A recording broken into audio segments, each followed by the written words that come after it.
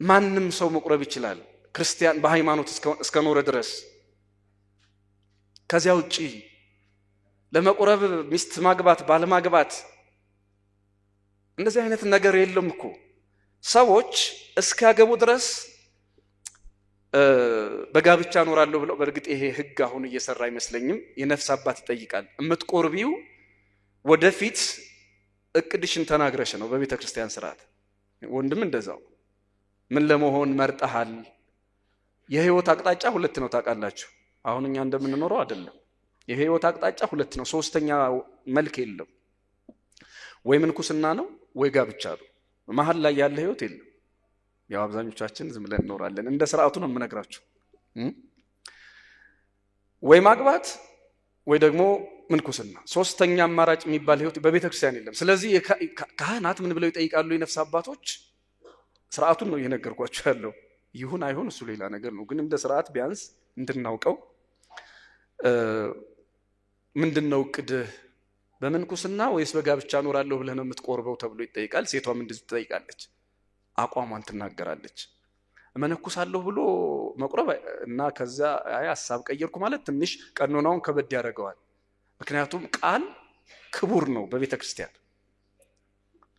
በግድ መንኩስ አይባልም፣ ግን ቃል ክቡር ነውና ቀኖና ያስፈልገዋል። ሰዎች ብዙ ጊዜ ቢመነኩስሙ እንኳን እኔ በጋብቻ ነው መኖር የምፈልገው ይሉና አራቱ ባህሪያት የተስማሙላቸው የሆነ እንደሆነ ፍትወት እንስሳዊ የጠፋላቸው እንደሆነ መመንኩስ ይችላሉ። አገባለሁ ብለው እየቆረቡ እቅዴ ማግባት ነው ጋብቻ ነው ብለው እየቆረቡ ጊዜው ሲደርስ በጋብቻ ቅዱሳን መላእክትን የሚመስልበት ህይወት አለ ሌላ ብለው በጋብቻ አይደለ በምንኩስና መኖር እንመርጣለን ካሉ ይችላሉ።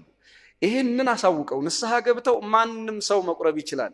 ብዙዎቻችን ግን እንደማስበው ወይም ደግሞ እንደምሰማው አንዳንዴ ነገ ኃጢአት ብሰራስ ሚል ፍርሃት ያለብን ብዙዎች ነን አይደል? እና መልአክ ለመሆን ቆርበን አናውቅም። አቁራቢውም ሊሳሳት ይችላል፣ ቆራቢውም ሊሳሳት ይችላል። መልአክ ለመሆን ቆርበን አናውቅም። ወድቆ ለመነሳት ነው የምንቆርበው። የበላነው ስጋ የጠጣነው ደም እንዲጠብቀን ነው የምንቆርበው። መጽሐፈ ምሳሌ ምዕራፍ 24 ላይ እንደተጻፈው ጻድቅ ስንት ጊዜ ይወድቃል? የምታውቁት ጥቅስ ነው። ስንት ጊዜ ይወድቃል?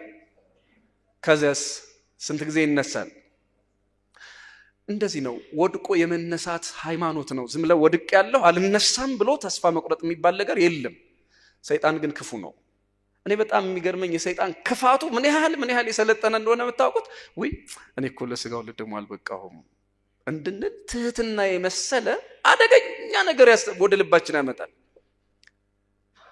እኔ እኮ እንደው ለስጋውና ለደሙ አልበቃሁም። ይሄ ትህትና እኮ ጥሩ ነው፣ አክብሮቱ ጥሩ ነው። ግን እንዲህ እያለ እስከ መቼ ነው ጥያቄው። እንደነዚህ 5 ሰነፎች የሚባክን ጊዜ እንዳይኖር ያሰጋል። 5ቱ ሰነፎች ጊዜ አለን ብለዋል፣ ታኝተዋል፣ አንቀላፍተዋል። ሙሽራው ስንት ሰዓት እንደሚደርስ አያውቁም።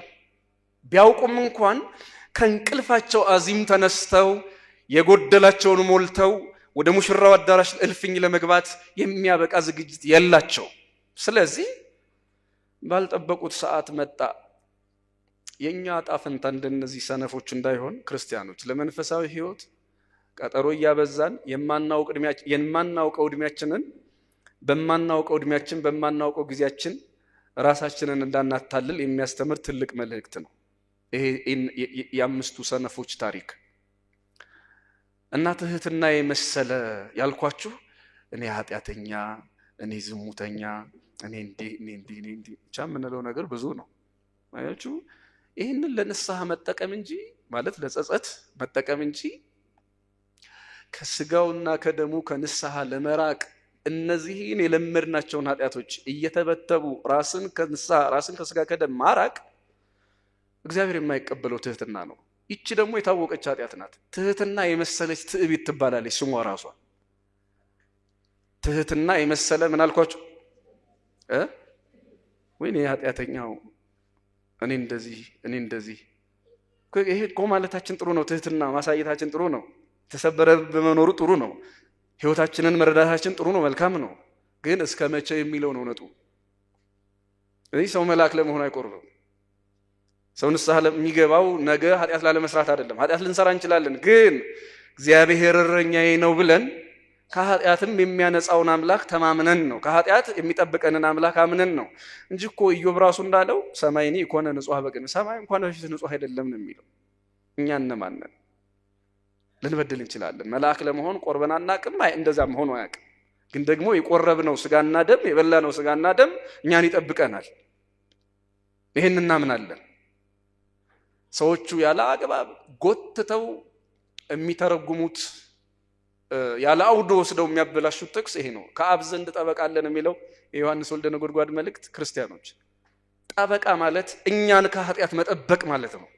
የበላነው ስጋ የጠጣነው ደም በቅዳሴ አትናቴዎስ ኦ ወልድ ክላ ከመዛሃመ ወበል ላማ ሰበቅታኒ አቤቱ ወልድ ሆይ እንደ ጥንቱ ላማ ሰበቅታኒ በል የሚያደርጉትን አያውቁምና ይቅር በላቸው በል እንደ ጥንቱ ጩህልን ተናገርልን ይላል አትናቴዎስ በቅዳሴው። ቤተክርስቲያን የክርስቶስን ስጋና ደም ዕለት ዕለት ለምእመናን ስታቆርብ ስትፈትት ይሄንን እያለች ነው አትናቴዎስ እንደነገረን በቅዳሴው። እና ዕለት ዕለት ትኩስ ሆኖ እኛን ከራሱ ጋር የሚያስታርቅ ደም አለን፣ ስጋ አለን። ሁለተኛ ደግሞ እኛን ከኃጢአት የሚጠብቅ ስጋና ደም አለን። ስለዚህ እሱን አምነን ነው። ምናልባት ከዚህ መለኮታዊ ጥበቃ አፈንግጠን እንኳን ብንሄድ ወድቀን እንድንነሳ የሚያደርግ ጥበቃ ነው። ወድቃችኋል አልፈልጋችሁም የሚል አምላክ የለንም። ቆሽሻችኋል አልፈልጋችሁም የሚል አምላክ፣ ተሰብራችኋል አልጠግናችሁም የሚል አምላክ፣ ፈሳችኋል አላፍሳችሁም ወይም አትታፈሱም አትነሱም የሚል አምላክ የለንም። የተሰበረውን ጠግኖ የወደቀውን አንስቶ የቆሸሸውን አንስቶ ወደ ቀደመ ክብር ወደ ቀደመ ጸጋ የሚመልስ አምላክ ነው ያለን። ለዚህ ማስረጃችን መቼም ብዙ 3 ምሳሌዎች አሉ በሉቃስ ወንጌል ምዕራፍ 15 ላይ። አምላካችን እግዚአብሔር ፈላጊ አምላክ ነው። ይሄን ካልን ክርስቲያኖች እነዚህ ሰነፍ ሴቶች 5ቱ ሰነፎች የጎደላቸው ይሄ አንድ ነገር ነበር፣ ጊዜ። እስኪ ልጠይቃችሁ፣ እኔ አሁን እናንተ ከዚህ መድረክ በኋላ ወደ ቤታችሁ ትሄዳላችሁ። የት ደረሳችሁ ስትባሉ የቤታችሁን ርቀት ስለምታውቁት ምናልባት 10 ደቂቃ 5 ደቂቃ 2 ደቂቃ ቀረኝ ብላችሁ መናገር ትችላላችሁ። ርቀቱን ስለምታውቁት የለመዳችሁት ስለሆነ። ልትሞቱ ምን ያህል ጊዜ ቀራችሁ ብትባሉ ስንት ትላላችሁ?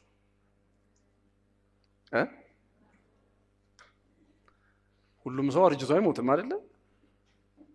ይቻለም ደግሞ እንደምታውቁት የሚሮጥ ሰው እያለ ቤቱ የተኛውን ሰው እንቅፋት ሊመታው ይችላል። እንደዚህ ነው። ቤት ውስጥ ያለውን ሰው እንቅፋት ፈልጎ ይመታዋል። ይሄ ዓለም እንደዚህ ነው። እና የማናውቀውን ዳርቻ የማናውቀውን መዳረሻ እድሜያችንን ምን ብለን ልንናገር እንችላለን? ምናልባት እሱንም እግዚአብሔር ከጠበቀን ቤት ለመድረስ 5 ደቂቃ ቀርቶናል ብለው ያልደረሱም እኮ አሉ። ስንት አደጋ አለ።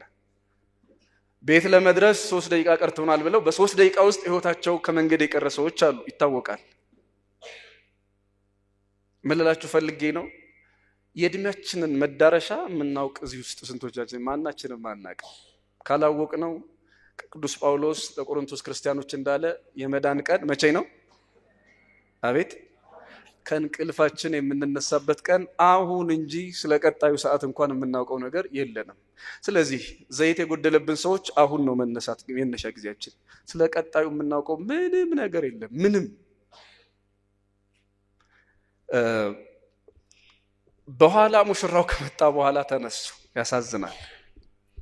ተነሱና እነዚህን 5ቱ ልባሞች አረ ከዘይታችሁ ዘይት ስጡን አሏቸው። 5ቱ ልባሞች ሲመልሱ ምን አሉ? አልቦ ዘአክል ለነ ወነክን፣ ለእናንተና ለኛ የሚበቃ የለንም አሏቸው። ገርማችኋል። መበደር ማበደር የተለመደ፣ መዋስ ማዋስ የተለመደ፣ መስጠት መቀበል የተለመደ ወግ ነበረ። አሁን ግን